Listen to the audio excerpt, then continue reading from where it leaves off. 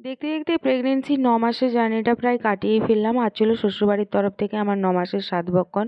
সকালবেলা স্নান করে নতুন শাড়ি পরে নিয়েছিলাম, রান্নাবান্নাও হয়ে গিয়েছিল। আলতা সিঁদুর পরে এখন রেডি হয়ে গিয়েছি। আর আলতা পরে যখন রুমে এলাম এইভাবেই টপ টপ করে ঘেমে যাচ্ছিলাম। ফ্যানের তলায় থাকার পরেও এত ভীষণ ঘামছিলাম, ভীষণ অস্বস্তিকর লাগছিল। আর আজ ছিল এত ভীষণ গরম, লোডশেডিং, যে শরীর পুরো অস্বস্তি করছিল। তারপরে সাধভক্ষণের যে নিয়মকানুনগুলো থাকে সেগুলো করে নিয়েছিলাম। গোপাল মন্দিরে পুজো দিয়ে নিয়ে এসেছিলো পায়েস, ৯ রকমের মিষ্টি, ওটা খেলাম। তারপরে একবারে খেতে বসে পড়েছিলাম দুপুরে খাওয়ার দাওয়ারে। এখানে ছিল ভাত, ৯ রকমের ভাজা, ডাল, দুটো সবজি, পায়েস, আবার মিষ্টি। আমাদের কিন্তু ৯ রকমের সবজি রান্না করতে হয়, কিন্তু শরীর ভালো লাগছিল না বলে রান্নাও করিনি। আর রান্না করলে তো খেতে হতো, তাই ওইগুলোকে অ্যাভয়েড করেই গিয়েছি। তারপরে এখানে রুমে চলে এসেছিলাম।